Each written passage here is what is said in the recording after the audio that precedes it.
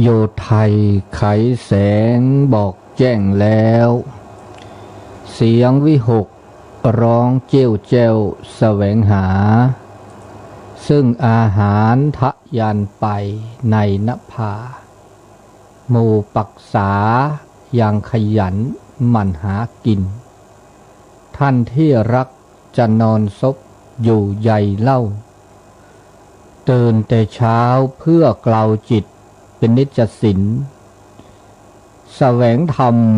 พระสัมมาเป็นอาจีนชำระล้างซึ่งมลทินออกจากใจขอนอบน้อมแด่พระรัตนตรัยขอถวายความเคารพพระเถรานุเถระครูบาอาจารย์เจ้าทุกรูปทุกองค์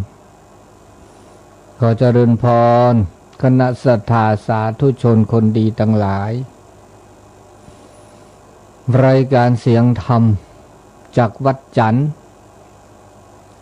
ออกอากาศณวัดจันทร์ตำบลบ้านจันทร์อำเภอกัลยาณิวัฒนาจังหวัดเชียงใหม่ทุกวันเสาร์